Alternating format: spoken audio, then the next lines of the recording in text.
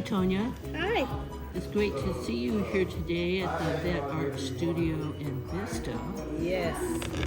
I've known you a long time, and I would love for you to talk about how VetArt has changed your life and has transformed you into an artist. Oh my goodness. Hello, my name is Tonya Savice. I spent 10 years in the United States Air Force. Unfortunately, 8 of those years I spent suffering in chronic pain and also dealing with my military sexual trauma, the anxiety, the depression, the isolation, even while I was working. But I had to, of course, put up a good front when you're working. Go to work, get over it. That's what they tell us. So I suffered in silence for those 8 years. And I was prescribed heavy narcotics. And I used the heavy narcotics to help me with my pain and my anxiety and my depression. Unfortunately, those heavy narcotics took me to a dark place because I started to use those prescribed narcotics with alcohol, and that still didn't help my pain. So yet again, I'm suffering in silence. Fast forward, I heard about this organization called the Veterans Art Project, better known as VetArt. So I came to VetArt to see what they can offer that would help me with the chronic pain that I was dealing with from 3 decades of being bone to bone with my knee, and the anxiety that I was facing, having just moved to California, dealing with my pain, dealing with my isolation, dealing with my depression.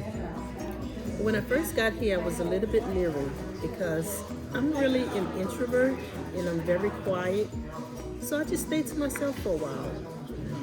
But what I realized is that this was a place that I could really dive into and just be myself.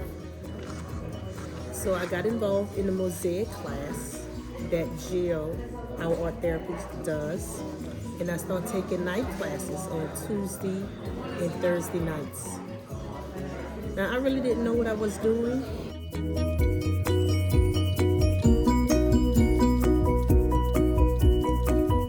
I had no idea what this type of ceramics was about. I'm used to going to a studio where you had slip, you pulled the slip into a mold, and out came this piece, and then you glaze it, and it got fired. But this was a whole new world of ceramics to me. But what I loved about this place is that the instructors allowed me to be myself. I came to the Tuesday mosaic classes that Jill, our art therapist, did. And also I came to the Tuesday and Thursday night classes that Brian taught. And they allowed me to just be free, just to create, make mistakes because I didn't know what I was doing. I had that freedom to just learn. And in that process of learning, I realized that I wasn't focusing on my pain. I also realized I wasn't anxious. But the most important thing that I got from coming here, I wasn't isolating anymore. I isolated.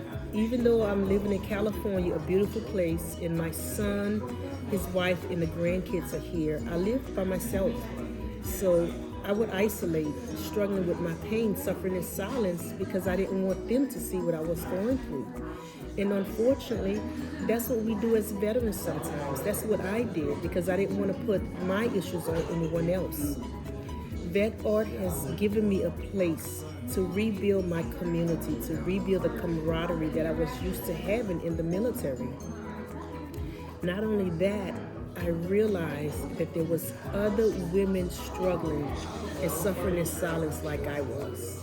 So I approached Steve and asked him about being an advocate for women and advocating for art, because I knew what the art was doing for me. It was helping me with my healing modality. I went from taking about 30 prescribed medicines to maybe I'm down to about 5 that I need to take. And that is huge for someone who struggled with misusing prescription drugs with alcohol. So now when I'm having pain, when I'm struggling, I go to my art. And the art is what's healing me. The art is what's helping me on this journey.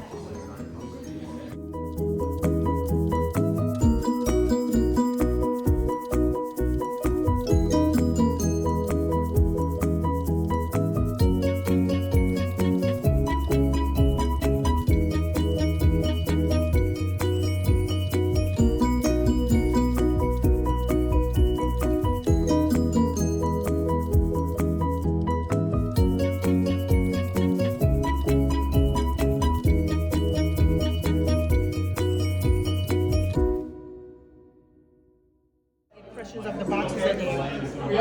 Because, they always putting the women in the box. And we always walk it on, not eggshells, glass shells, while we still rising up from the smoke. So that's what this is. That's the smoke that we're rising up from the smoke. And they always have us walking on, not eggshells, but glass.